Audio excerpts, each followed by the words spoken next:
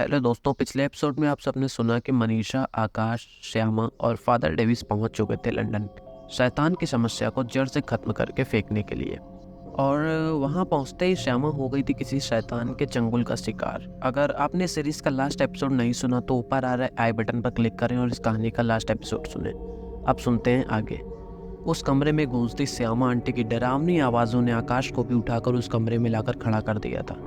Father Elon ने बिना देर किए अपना दायां हाथ सीधे मनीषा के माथे से लगाकर जोर से ईश्वर का नाम चीखा ही था कि आंटी बिस्तर पर निढाल गिर गई। ये सब क्या हो रहा है फादर? आई होप हम किसी बड़े खतरे में नहीं हैं। आकाश बेडरूम के दरवाजे पर खड़ा खड़ा ही बोल रहा था। वो ताकतें हमको डराने की कोशिश में हैं। वे नहीं चाहती कि हम उनको मुक्त करके शैतान की आगे की ज़िंदगी का कोई रास्ता न छोड़ें, फादर ने कहा। Wow father, it's so cool, पर आपने थोड़ी जल्दी सुला दी आंटी को। थोड़े थोड़े गुज़बम से आए थे अभी। समीर चहकता से बोला, Sameer it's not funny okay, ये हमारी ज़िंदगी और मौत की बात है। मनीषा लगभग चिल्लाती हुई सी बोली। अगले कुछ पल कोई भी ना तो अपनी जगह से हिला और ना कुछ बोला। हमारे पास ज़्यादा वक्त नहीं है, हमें कल ही सब कुछ पता करना होगा। जितना वक्त इन ताकतों को मिलता रहेगा वे ज़्यादा ताकतवर होती जाएंगी, फादर ने कहा। इस शहर में 2000 से ज़्यादा चर्च हैं। एक दिन में 40 भी घूमेंगे तो भी 50 से ज़्यादा दिन लगेंगे, समीर ने अपना तर्क रखा। तो हम अलग अलग घूमेंगे। हम 3 लोग हैं, यानी एक दिन में 120 चर्च कवर कर सकते हैं। इस हिसाब से हमें 17 दिन लगेंगे, आकाश ने सुझाव दिया। श्यामा आंटी की हालत ठीक नहीं लगती मुझे। अकेले कैसे संभाल लोगी मेरे को? मनीषा ने सवाल किया। इन हालातों में अकेला नहीं छोड़ सकते हम श्यामा को, तो मैं तुम्हारी सुरक्षा के कुछ ज़रूरी हथियार तुमको देकर जाऊँगा जो किसी भी बुरी ताकत से तुम्हारी और श्यामा की रक्षा करेंगे, फादर ने कहा। देर रात तक होती उस प्लानिंग के बाद फिर से सब लोग अपने अपने बिस्तरों में सोने चले गए। मैं श्यामा आंटी के पास कैसे रह पाऊंगी आकाश? मनीषा आकाश के सीने को उंगली से कुदेरते हुए बोली। जिस समय तुम बीमार थी श्यामा आंटी ने हमें एक माँ की तरह सहारा दिया था। अब जब वो बीमार है तो हमारा धर्म यही कहता है ना कि उनकी सेवा करनी होगी हमको। और चिंता मत करो, you are a brave girl. जिसने शैतान को पछाड़ दिया उसके लिए शैतान के चेले क्या चीज़ हैं। मुझे यकीन है कि प्रोफेसर की पुण्य आत्मा भी यहाँ मौजूद है हमारी रक्षा करने के लिए। आकाश ने मनीषा के सिर पर हाथ फेरते हुए कहा। कुछ देर में यहाँ वहाँ की बात करते हुए आकाश और मनीषा भी सो गए। बाहर हॉल में लेटे फादर की आंखों से नींद कोसों दूर थी। ये समझ नहीं पा रहे थे कि उनकी तलाश की जड़ क्या होगी। उसी उठापटक में उन्होंने एल्विस की डायरी खोली और उस शख्स का नाम खोजा जो एल्विस पर मुकदमा चलाने के लिए इंडिया आया था। डायरी पर हल्की नज़रें गुजारने के साथ ही पॉल एरन का नाम फादर के मन मस्तिष्क में दर्ज हो चुका था। अब उनको मालूम था कि उनकी खोज का दायरा एल्विस मार्क और पॉल एरन इन दोनों नामों के इर्द गिर्द ही घूमेगा। अगली सुबह फादर, समीर, आकाश लंदन के अलग अलग चर्चेस के चक्कर लगाने और उन दो नामों के बारे में पता करने के लिए निकल चुके थे। मनाली के चर्च से शुरू हुआ उनका ये सफ़र आज लंदन तक आ पहुंचा था। तीनों मर्दों के घर से निकलते ही श्यामा आंटी पर ताकतों का कब्जा गहरा रहना भी शुरू हो गया था। दोपहर के ठीक 12:30 बज रहे थे। घड़ी जोर जोर से टिक टिक की आवाज़ें कर रही थी। श्यामा का मासूम चेहरा देखने में बड़ा भयानक सा लग रहा था। मनीषा ने लंच के लिए आंटी को आवाज़ लगाई। जवाब में एक मर्दाना सी श्यामा के मुंह से निकली। मनीषा एक कदम पीछे हटी थी कि आंटी ने उसका हाथ पकड़ लिया। वो आने वाला है, आएगा वो, ही विल कम। आखिरी 3 शब्द के बाद श्यामा आंटी बहुत तेज चीखी और सीधा बिना सहारे के पलंग पर खड़ी हो गई। अभी भी मनीषा का हाथ आंटी के हाथ में था। मनीषा समझ नहीं पा रही थी कि इस हालात में क्या करे। वह सारी ताकत इकट्ठी करके श्यामा की पकड़ छुड़ा भीतर वाले कमरे की तरफ भागी। बुजुर्ग आंटी किसी मार्शल आर्ट फाइटर की तरह पलंग पर से कूदकर मनीषा के आगे जाकर खड़ी हो गई। मनीषा ने गौर किया कि आंटी का रंग सफ़ेद से हल्के तांबई रंग में बदल चुका था। आंखें भी ऐसी भयानक सी जैसे सामने वाले का दिल निकाल कर खाने की फिराक में हो। आंटी, आंटी, श्यामा आंटी, आप ये क्या कर रही हैं? कहकर जोर से हिला दिया मनीषा ने श्यामा को। श्यामा एक पल के लिए जैसे होश में आई। भाग जा मेरी बच्ची, मैं खुद के बस में नहीं, भाग जा यहाँ से। मनीषा झुकी और दरवाजे की तरफ भागी। दरवाज़ा खोलने की दर्जनों कोशिशों के बाद भी वो दरवाज़ा नहीं खुला और जैसे श्यामा को मनीषा के सामने खड़े होकर उसे घूरने का कोई शौक सा हो गया था। श्यामा घूमी और हल्के से लड़खड़ाते कदमों से आगे बढ़ी। वोज मोराज टोस इल्वियवरा श्यामा के मुंह से निकला। जैसे जैसे श्यामा आगे बढ़ रही थी मनीषा दरवाजे से और ज़्यादा सटती जा रही थी। घबराहट में मनीषा का पैर मुड़ा और वह आगे सीधे श्यामा के पैरों के पास जाकर गिरी। मनीषा ने गर्दन उठाकर देखा तो श्यामा की खूंखार नज़रें उसे ही देख रही थी। अचानक श्यामा के चेहरे पर भयानकता की जगह एक घबराहट उभर आई। और वह चीख कर सामने पड़े पलंग के कोने में किसी दुत्कारे पिल्ले की तरह सिमट गई। एक पल के लिए तो मनीषा को कुछ भी समझ नहीं आया। फिर जब खड़ी हुई तो उसके गले में पड़ा क्रॉस का लॉकेट वापस उसकी छाती से टकराया। इस क्रॉस की ताकत थी जिसने आंटी पर कब्जा की हुई बुरी शक्ति को डरा दिया था। श्यामा आंटी को इस तरह घबराते देख मनीषा को भी हिम्मत सी आई और लॉकेट को सामने की तरफ करके वह एक कदम आगे बढ़ गई। बाहर जाते हुए फादर ने चुपके से मनीषा के हाथ में एक पर्ची थमाई थी और कहा था कि मामला बिगड़े तो आंटी को यह पढ़कर सुना देना। एक हाथ से लॉकेट को थामे मनीषा ने अपनी जेबें खंगालनी शुरू करी। तीसरी खोज के बाद पर्ची मिली पर हड़बड़ी में गिर भी गई। मनीषा के झुकते ही जैसे श्यामा को एक मोहलत से मिल गई और उसने पलंग के उस कोने से किसी चीते की तरह मनीषा पर छलांग मार दी। लॉकेट शर्ट के भीतर था और आंटी का सारा ध्यान उस कागज को फाड़ देने पर था। मनीषा ने किसी तरह कागज को हवा में उछाला और दूसरे हाथ से खोलकर उसमें लिखा मंत्र पढ़कर दाहिना हाथ उठाकर आंटी के माथे पर रख दिया। श्यामा आंटी उछलकर पलंग से जा लगी। कुछ देर के बाद मुंह से हुंकारे भरने के बाद वो बेहोश हो गई। हर तरह से खुद को सुनिश्चित करने के बाद मनीषा ने आंटी को किसी तरह पलंग पर लेटाया और हैरान परेशान खुद को संभालती हुई कुछ देर वहीं खड़ी रही। फिर वैसे ही वो पलंग के सहारे बैठी बैठी सो भी गई। बेसुध सी पड़ी मनीषा की नींद डोरबेल की आवाज़ ने तोड़ी। आंखें मसलती मनीषा ने चारों तरफ देखा तो घुप सा अंधेरा बिखरा हुआ था। किसी तरह खुद को संभालती मनीषा ने लाइट ऑन की और दरवाज़ा खोला। फादर, आकाश और समीर तीनों सामने खड़े थे। क्या हुआ मनीषा, लाइट्स ऑफ थी? तुमने दरवाज़ा खोलने में भी 5 मिनट का वक्त ले लिया। Is everything okay? आकाश ने घुसने से पहले ही कई सवाल कर दिए थे मनीषा से। मनीषा का चोटिल चेहरा भी यहाँ घटी घटना की गवाही दे रहा था। आकाश कुछ और कह पाता उसके पहले मनीषा कूद कर आकाश के गले से लग गई। भीतर आते फादर ने जैसे ही घर के बिखरे सामान, दरवाजे के पास बोड़ी पोड़ी तंत्र मंत्र वाली पर्ची, मनीषा के कपड़ों की सिलवटें और पलंग पर अजीब सी मुद्रा में पड़ी श्यामा को देखा तो सारा माजरा समझ गए। इसका मतलब आज हमारी मनीषा बेटी ने बुरी ताकतों को पटकनी दे दी। फादर मनीषा का हौसला बढ़ाते हुए बोले। काफ़ी देर तक घबराई मनीषा आज हुई घटना अलग अलग पहलुओं में सुनाती रही। फिर अचानक पूछ बैठी, मैं ही बोलती रहूंगी, तुम लोग तो बताओ ना, कुछ मिला क्या? कोई खास सक्सेस नहीं मिली। अभी तक विजिट किए चर्चेज में कोई भी इन दो नामों को नहीं जानता। लगता है उस दौर का हर कोई व्यक्ति मर चुका है, आकाश ने कहा। हम कल फिर से कोशिश करेंगे, फादर दृढ़ता से बोले। हॉल में बैठे हुए चारों लोग किसी मिशन के सिपाही की तरह कल के प्लान के बारे में डिस्कस कर रहे थे। बेचारी श्यामा एक तरफ से मुड़ी और टेढ़ी सी अवस्था में पलंग पर बेहोश पड़ी थी। अगली सुबह तीनों सिपाही तैयार हो चुके थे और मनीषा को फिर से वही जिम्मेदारी मिली थी श्यामा आंटी का ख्याल रखने की। मैं फिर से अकेली, कहते हुए अटकी मनीषा। तो फादर ने बोला, I know my child, Sameer, हमें वही करना होगा जो ऐसी इमरजेंसी वाली सिचुएशन में हम करते हैं, फादर ने कहा। You mean anaesthesia? समीर आश्चर्य से बोला। हाँ, एनेस्थीसिया। श्यामा सोती रहेगी और मनीषा भी परेशान नहीं होगी, कहकर मनीषा की तरफ मुड़े और बोले, in case any emergency call मी। कहकर फादर अपना ज़रूरी सामान बटोरने में लग गए और समीर ने बिना वक्त ज़ाया किए एक दराज खोल उसमें से बेहोशी का इंजेक्शन निकाल श्यामा आंटी के लगा दिया। तीनों के जाने के बाद अब मनीषा बेहोश पड़ी श्यामा आंटी के साथ अकेली उस कमरे में मौजूद सोच रही थी कि किसी तरह इनके पिता को न्याय मिले और इनको इन दुष्ट प्रेतों के चंगुल से मुक्ति। फादर, समीर और आकाश एक चर्च से दूसरे चर्च का सफ़र तय कर रहे थे। वक्त बीतने के साथ साथ हिम्मत भी जवाब देती जा रही थी।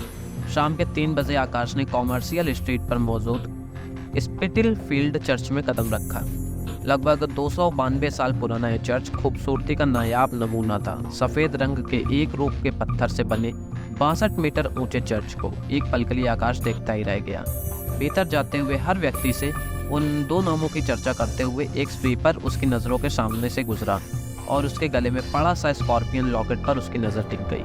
वह बेसुध सा उस आदमी के नज़दीक खींचा से चला गया। कुछ बड़े से अक्षरों पे उस पर लिखा हुआ था, दंस लॉ सिक्योरिटी दे डी।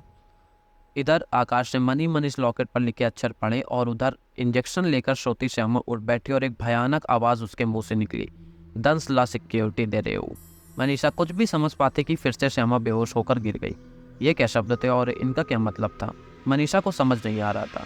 कुछ देर आंटी को देखते रहने और गीता, बाइबल सब कुछ खोलकर कुछ श्लोक पढ़ने के बाद कुछ भी हरकत न होती देख फिर से चुपचाप बैठ गई मनीषा। दिन किसी तरह टीवी और मोबाइल में गुजारने के साथ 7 बजे तक तीनों मर्द वापस आ चुके थे। कैसा रहा? मनीषा ने आज के दिन का जायजा लिया। कोई खास नहीं, कभी भी कोई इन्फॉर्मेशन नहीं मिली, आकाश ने दबे स्वर में बोला। फादर, शायद हमें चर्च दर चर्च भटकने की ज़रूरत नहीं, समीर कुछ सोचते हुए बोला। फादर ने सवालिया अंदाज में पूछा, मतलब? All Hallows by the Tower, Sameer धीरे से बोला। ये क्या है? आकाश के जवाब में एक प्रश्न झलक रहा था। इस शहर का इकलौता चर्च म्यूजियम, समीर ने कहा। तो तुम्हारे कहने का मतलब राज का कोई ना कोई सुराग इस म्यूजियम में ज़रूर होगा, फादर ने कहा। Yes, now the game will begin. कहते हुए एक्साइटमेंट के टॉप लेवल पर था समीर। श्यामा की आंख भी खुल चुकी थी। जो पहले शब्द उनके मुंह से निकले हुए थे, पानी। Manisha, I think Shyama is fine now, जाओ उसे कुछ खिला पिला दो, मनीषा को फादर ने आदेश दिया। मेरे पिता को न्याय तो मिलेगा ना, श्यामा आंटी धीरे से बोली। तुम आराम करो श्यामा, तुम्हारी तबीयत ठीक नहीं है अभी। और फादर उनके सिराने बैठ गए। मुझे डर लगता है जिस चर्च काउंसिल ने बिना किसी छानबीन के क्रिस्ट को अपराधी घोषित कर दिया, वह इतनी आसानी से हमारी मदद को राज़ी कैसे होगा? श्यामा लेटी हुई बोल रही थी। हाँ, वो राज़ी होगा, क्योंकि हम पहले सबूत इकट्ठे करेंगे, फिर उनके पास जाएंगे। कल हम एक पुराने म्यूजियम जाने वाले हैं, उम्मीद है कि कुछ न कुछ ज़रूर मिलेगा, फादर ने एक आशा सी जताई। रात गिरने के साथ ही सभी लोग सो चुके थे। उम्मीद की मिली सी नई करण से सबके मन में सिर्फ एक ही दिन में सवालों को हल निकालने की संभावनाएं जग गई थी। मगर एक डर भी था कि अगर राह ना मिले तो सारे रास्ते यहीं बंद भी हो जाएंगे। फादर ने एक बार यीशु को याद किया और सोचते सोचते नींद के आगोश में सोने की तरफ बढ़े ही थे कि एक जोर की हुंकार सारे कमरे में फैल गई। All Hallows by the Tower. फंसी हुई एक आवाज़ श्यामा के मुंह से निकली। फादर ने गौर किया कि इस आवाज़ में एक साउथ इंडियन टोन मौजूद थी। अचानक ही फादर के मुंह से निकला, प्रोफेसर अर्जुन। श्यामा की आवाज़ में बोले गए वे शब्द कहीं न कहीं फादर को विश्वास दिला रहे थे कि कुछ तो मिलेगा उस म्यूजियम से जो बेगुनाही का सबूत देगा एल्विश की। रात इसी सोच में सोचते जागते कट गई। अगली सुबह मुहिम चालू थी म्यूजियम जाने की।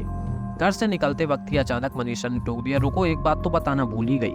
कौन सी बात? तीनों जाते जाते ठहर गए। कल आंटी के अचानक से उठी और कुछ अजीब सा बोलकर वापस सो गई, मनीषा ने कहा। हाँ, कल रात म्यूजियम का नाम भी मैंने सुना उनके मुंह से। मुझे लगता है इस बार प्रोफेसर की आत्मा मौजूद है हमारी मदद के लिए। याद करो मनीषा, क्या शब्द थे वो? फादर ने पूछा। कुछ अजीब सा था, डंसला सिक्योरिटी समथिंग समथिंग करके, मनीषा ने कुछ याद करते हुए बोला। ये शब्द मैंने कहीं तो देखे हैं। आकाश को ये शब्द परिचित तो लगे, पर याद नहीं आया कि इन शब्दों से उसका वास्ता कब और कहाँ पड़ा। कुछ देर की जद्दोजहद के बाद आकाश ने हार मानकर आगे बढ़ने की ठान ली। 2 घंटे लगे फादर, आकाश और समीर को म्यूजियम पहुंचने में। समीर की उपस्थिति की वजह से चीज़ें काफ़ी आसान हो गई थी। आकाश और फादर को म्यूजियम के पिछले हिस्से में मौजूद दस्तावेजों को खंगालने की परमिशन मिल गई थी।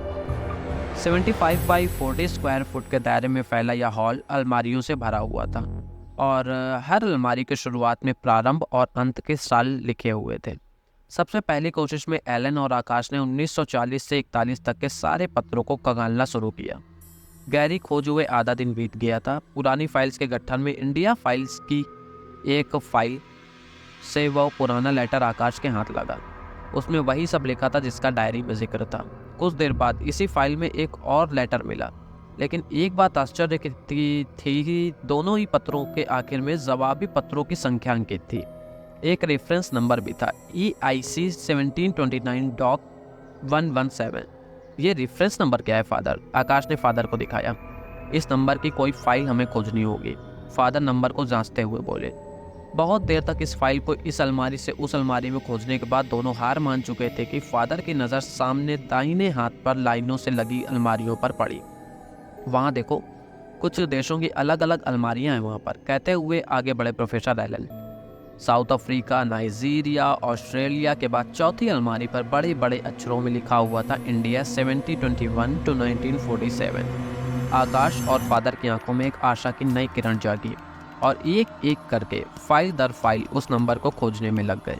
इन फाइलों के बंडल में आकाश के एक बहुत पुरानी धूल खाई पर संभाल कर रखी गई फाइल लगी, जिसके टॉप पर उस रेफरेंस नंबर के साथ एक पुरानी लैटिन शैली में लिखा था सिन लैंड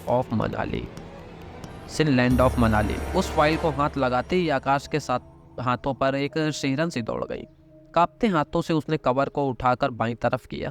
1729 की यह फाइल खुद में बहुत रहस्यमयी थी। सबसे ऊपर किसी एंडी बोस्टन का एक पत्र मौजूद था। फादर, ये लेटर। पत्र डेविस के हाथ में देते हुए आकाश ने कहा। फादर ने पत्र पढ़ा तो उसमें लिखा था, यह बहुत विभत्स है, मैंने ऐसा पहले कभी नहीं देखा था। कोई इसे मात्र एक रिवाज या अंधविश्वास मानकर खारिज कर सकता है, पर यह उससे कहीं ज्यादा है। ये नंगे लोग शैतान के उपासक हैं। पहली बार इनको उस अजीब सी मूर्ति के आसपास नाचते, खून बहाते और खुले आम शारीरिक संबंध बनाते देखते ही सर से पांव तक सिहरन सी दौड़ गई थी मेरे। ईस्ट इंडिया कंपनी की व्यापार विंग का मैनेजर होने के नाते मेरा पालन नई नई जगहों से पड़ता रहता है। नई संस्कृतियाँ, नए लोग और नए नए रिवाज। पर यह बहुत अलग है। इस जगह की शक्ति अलग है, इन लोगों का ऑरा अलग है। इतनी नकारात्मकता मैंने अपनी ज़िंदगी में कभी कहीं महसूस नहीं की जितनी यहाँ पे करी है। इस जगह को मैं केवल एक ही नाम दे सकता हूँ, सिनलैंड। कृपया इस जगह की छानबीन किसी अधिकारी से कराकर उचित निर्णय लें। पढ़ते हुए फादर ने पत्र खत्म किया। यह किस बारे में है फादर? आकाश ने सवाल किया। आई विश तुम्हारी कॉलोनी के बारे में ना हो। फादर की आवाज़ में बेइंतहा घबराहट महसूस हो रही थी। उन्होंने आगे के दस्तावेज खंगालने शुरू किए। कुछ बहुत ही धुंधली सी तस्वीरें थी उनमें और फिर एक लंबी रिपोर्ट। फादर ने बोल बोलकर उसे भी पढ़ना शुरू किया। मेरा नाम है Winston Ford, east India company के फौजी दस्ते का कमांडिंग ऑफिसर। आज दिनांक 3 जनवरी 1730 को यह रिपोर्ट प्रस्तुत कर रहा हूँ। आज से तकरीबन 3 साल पहले 13 अक्टूबर 1727 को मुझे मेरे सहयोगी मिस्टर बॉस्टन की तरफ से इस जगह की जांच का प्रस्ताव भेजा गया। मनाली आते ही ईस्ट इंडिया कंपनी के अधिकारियों का पहला पाला इन फ्रांसीसी हिप्पियों से पड़ा जो इस शहर के कोने कोने में फैले हुए थे। दिन में मस्त मौला हिप्पी बने ये लोग वास्तव में दानव हैं। मनाली में ये आज से लगभग 8 साल पहले आए। अपनी नवीन तकनीकियों के बल पर पहले शासक और फिर जनता को फुसलाकर इनके बीच ऐसे घुल मिल गए कि आज किसी को इनके यहाँ होने से कोई फर्क नहीं पड़ता। इनके शैतानी खेल शुरू होते ही हैं रात में। आधी रात ये सिनलैंड पर इकट्ठा होते हैं। कपड़ों के नाम पर चीथड़े पहनने वाले ये हिप्पी कुछ ही देर में खुद को न केवल उन कपड़ों से आज़ाद करते हैं बल्कि खुले आम शारीरिक संबंध भी बनाते हैं, जैसा मिस्टर बॉस्टन ने अपने पत्र में लिखा है। डराने वाली बात यह है कि यह शारीरिक संभोग सिर्फ मौज मस्ती के लिए नहीं होता बल्कि कुछ विशेष शैतानी ताकतें पाने के लिए किया जाता है। 200 से 250 की संख्या में मौजूद फ्रांसीसी कुछ अजीब से मंत्रों का उच्चारण करते हैं। उन मंत्रों के साथ संबंध बनाते हैं और शरीर से निकले द्रव्य का चढ़ावा बीच बीच में मौजूद एक शैतान की मूर्ति पर किया जाता है। अपने सृजन अंगों से खून निकालकर ये लोग न केवल उसे प्रसाद के तौर पर चढ़ाते हैं बल्कि ग्रहण भी करते हैं। आज मैं अपनी प्रारंभिक रिपोर्ट कंपनी के अधिकारियों के सामने पेश कर रहा हूँ। मेरी इस रिपोर्ट में कुछ स्केच और कुछ चित्र भी संलग्न हैं जो आपको उस जगह की विभत्सता को महसूस करने में मदद करेंगे। जांच अधिकारी का यह पत्र समाप्त हो चुका था। इसके बाद में उनके कथानुसार कुछ चित्र मौजूद थे जिन्हें देखते ही आकाश का कलेजा मुंह से बाहर आ गया। ये सब क्या है फादर? बरबस ही आकाश के मुंह से निकला। वजह जिसने उस जमीन पर शैतान को स्थापित किया। फादर ने कहा ही था कि मनीषा का कॉल आकाश के मोबाइल पर बज उठा। आकाश वो मुझे श्यामा आंटी मार डालेंगी, जल्दी जल्दी घर आ जाओ, जल्दी प्लीज़ बचा लो मुझे, आकाश कहते हुए कॉल कट गया। फादर हमें जल्दी चलना होगा, मनीषा बहुत बड़ी मुसीबत में है, कहते हुए आकाश ने कागज समेट उनको एक बैग में रखा और घर की तरफ भागा। एक बार फिर से कॉल लगाया आकाश ने मनीषा को, पर अब की पूरी बिल जाकर कॉल कट गई। समीर थोड़ा तेज। आकाश ने ड्राइव करते समीर के कंधे पर हाथ रखा और उसने भी स्पीड बढ़ा दी। 25 मिनट में तीनों फ्लैट के बाहर पहुंच चुके थे। समीर को कार पार्क करने को बोलकर जितनी जल्दी हो सका आकाश और फादर घर की तरफ भागे। भागते हुए आकाश सीधे दरवाजे पर टकराया जो कि भीतर से लॉक था। एलन ने घंटी बजाई। कुछ देर तो भीतर से कोई आवाज नहीं आई, फिर कोई भारी चीज अचानक आकर भीतर से ही उस दरवाजे से टकरा गई। हमें दरवाजा तोड़ना होगा फादर, किसी भी कीमत पर, आकाश ने एलन से कहा। कोशिश करके देख लो, पर सिक्योरिटीज बहुत टाइट रहती इन फ्लैट्स की, फादर ने बोला। तभी समीर सीढ़ियों से भागता हुआ ऊपर आ गया। क्या हुआ? हाँफता हुआ समीर बोला। दरवाजा। आकाश इतना बोल ही सका था कि समीर ने जेब से डुप्लीकेट चाबी निकाली और दरवाजे के छेद में घुसाकर घुमा दिया। फादर और आकाश ने एक हल्का सा धक्का उस दरवाजे को मारा, पर दरवाजे से टकराई चीज ने उसे बिल्कुल ब्लॉक कर दिया था। कुछ ताकत लगाकर किसी तरह दरवाजे को पीछे धकेला गया तो सामने पड़ा सिंगल बेड टूटी हालत में घर के दरवाजे को रोक रहा था। घर का पूरा सामान अस्त व्यस्त पड़ा हुआ था और जगह जगह खून और तबाही के मंजर यहाँ हुई हाथापाई के साफ संकेत दे रहे थे। ये सब क्या है? मनीषा। आकाश ने परेशान स्वर में तेज आवाज लगाई। सन्नाटे के अलावा कोई भी जवाब पलट कर नहीं आया। फादर ने हल्के हाथों से दरवाजा बंद किया और जेब से छोटी सी बाइबल की किताब हाथ में निकालकर उसके पन्ने पलटने शुरू किए। फादर ने चंद लाइन्स ही पढ़ी थी कि किसी जानवर की तरह भागती आई श्यामा ने एक तरफ से फादर पर हमला किया और दूसरी तरफ गायब हो गई। श्यामा पूरी तरह से पोजेस्ड है। उसकी और मनीषा जो दोनों की जान दांव पर है। फादर ने कहा, वाओ, तो आज एग्जॉर्सिस्ट देखने को मिलेगा, समीर हाथ मसलते हुए बोला। समीर, इट्स नॉट फनी, कम से कम माहौल को तो देखा करो। आकाश ने बिना देर की अपनी नाराज़गी जाहिर कर दी थी। फिर तुरंत ही फादर की तरफ मुड़ा। फादर, मनीषा कहाँ है? हाँ, पहले मनीषा को सेव कर लें, घर का कोना कोना छान डालो, कहते हुए फादर एक तरफ बढ़ गए। मनीषा, मनीषा कहाँ हो तुम? आकाश आवाज़ देते हुए आगे बढ़ा। समीर और फादर भी मनीषा को पुकारते हुए उस छोटे से घर का कोना कोना तलाश रहे थे। आकाश जैसे ही बेडरूम में बढ़ा, कवर्ड के भीतर से भारी सांसों की आवाज़ सुनाई पड़ने लगी। मनीषा, क्या ये तुम हो? आकाश ने पुकार लगाई। तभी दूसरी तरफ से आवाज़ आई, आकाश, आकाश बचा लो मुझे, वो श्यामा आंटी मुझे मार डालेंगी। कवर्ड के भीतर से ये आवाज़ आई थी। आकाश तेज़ी से बढ़ा और हवा की रफ्तार से अलमारी खोल दी, मगर जैसे ही उसने अलमारी खोली, अंदर कोई भी मौजूद नहीं था। बस एक तेज़ हवा आकाश के ऊपर से होते हुए कमरे से बाहर गुजर गई। हवा का धक्का इतना तेज था कि आकाश सीधा सिर के बल ज़मीन पर गिरा और खून की तेज धार का फव्वारा छूट गया। आकाश गिरने के 2 पल तक कुछ नहीं समझ पाया, पर बाहर के हॉल से आई फादर की चीख ने उसे उठने पर मजबूर कर दिया। सिर को एक हाथ से दबाए आकाश ने हॉल में कदम रखा ही था कि एक तरफ से किसी कुत्ते की तरह भागती हुई श्यामा आंटी आई और आकाश को गिराकर बेडरूम में फिर से कहीं गायब हो गई। आकाश के गिरने से हुई तेज़ आवाज़ सुनकर फादर, समीर और सामने के कमरे और बाथरूम से निकलकर बाहर आ गए। समीर, फर्स्ट एड जल्दी, फादर चीखे और समीर एक अलमारी की तरफ बढ़ गया। कुछ ही देर में आकाश के सिर पर पट्टी बन चुकी थी। मनीषा, मनीषा कहाँ है फादर? आकाश दर्द से कराहता हुआ बोला, इसी घर में। भीतर के कमरे से एक खतरनाक और डरावनी आवाज़ ने पूरे माहौल को डरावना सा बना दिया। आकाश, फादर और समीर उस घर में ना जाने कितनी शैतानी आत्माओं के चंगुल में थे और मनीषा घर में होते हुए भी लापता थी। तो आखिर कैसे बच पाएंगे आकाश, समीर और फादर डेविस शैतानों के हुए इस बड़े हमले से? क्या वे तीनों बचा पाएंगे श्यामा आंटी को शैतानों के चंगुल से? और मनीषा उस छोटे से घर में ही होकर क्यों नहीं मिल रही थी उन्हें? सुनते हैं अगले एपिसोड में।